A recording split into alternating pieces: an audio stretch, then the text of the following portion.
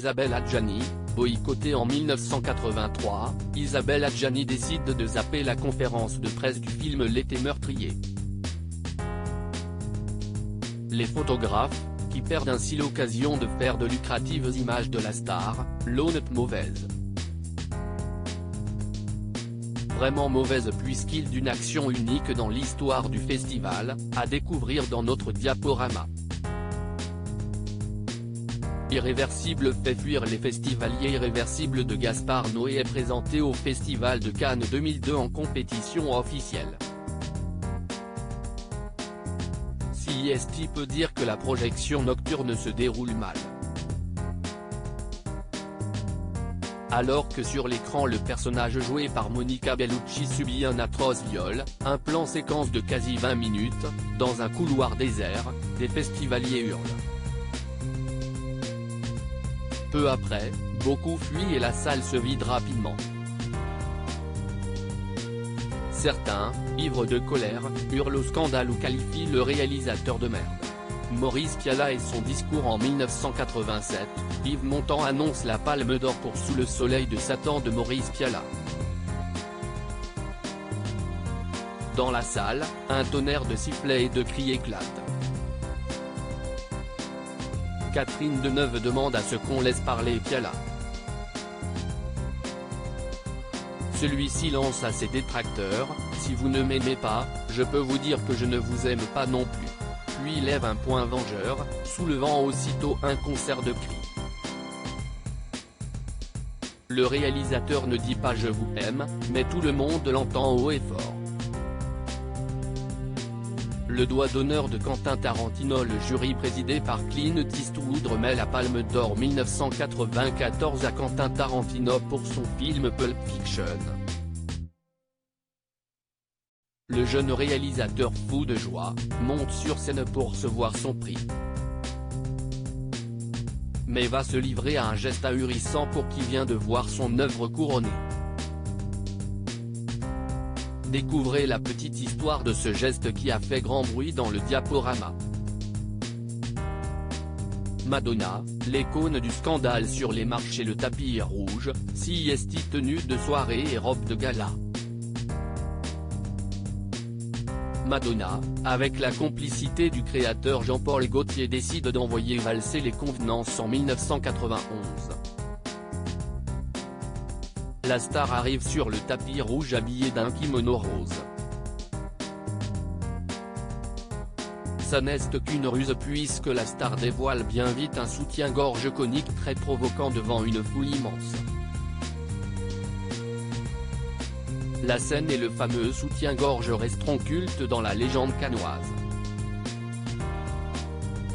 L'étrange baiser de Ryan Gosling. On ne sait pas trop ce qui a pris à Ryan Gosling, mais, à Cannes 2011, l'acteur, fou de joie que le film Drive ait eu le prix de la mise en scène, donne un très fougueux baiser au réalisateur du film Nicolas Winding Refn. Ce dernier a expliqué, « C'était la première fois que j'ai été embrassé par un homme en public. Je n'oublierai jamais ce moment. Mais que je suis sûr que tout le monde était très jaloux. »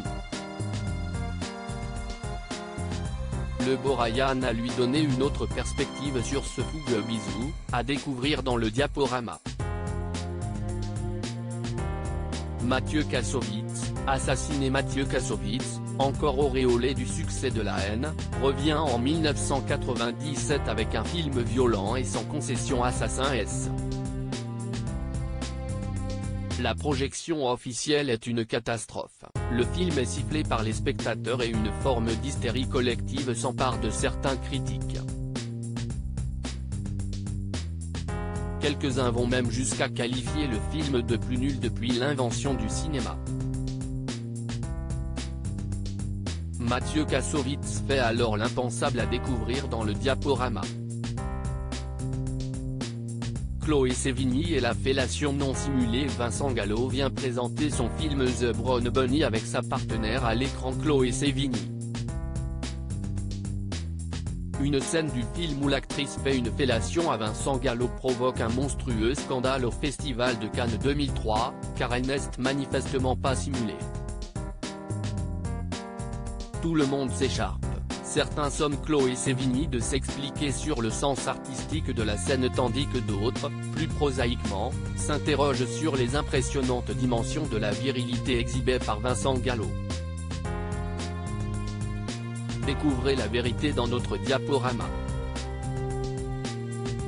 Gérard Depardieu, étrange Dominique Strauss-Kahn. En 2014, Gérard Depardieu incarne Dominique Strauss-Kahn, ex-directeur du FMI et ex-postulant à l'Élysée, englué dans un scandale sexuel dans Welcome to New York.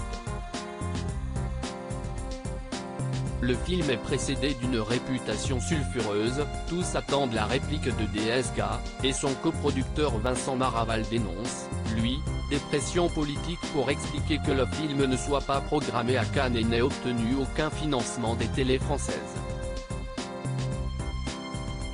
Gérard Depardieu prend une initiative, à découvrir dans le diaporama, qui entretient le buzz.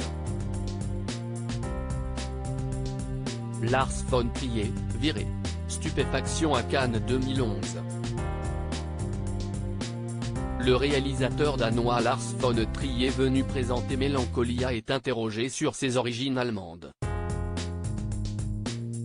Il lance qu'il comprend Hitler. Je comprends l'homme. Il n'est pas vraiment un brave type, mais je sympathise un peu avec lui. Je suis avec les Juifs, mais pas trop parce qu'Israël fait vraiment chier. La star de Mélancolia, Kirsten Dunst, à côté du réalisateur murmure Oh my God. Découvrez la réaction éclair des organisateurs du festival dans le diaporama. Diaporama réalisé par Perrine Charon.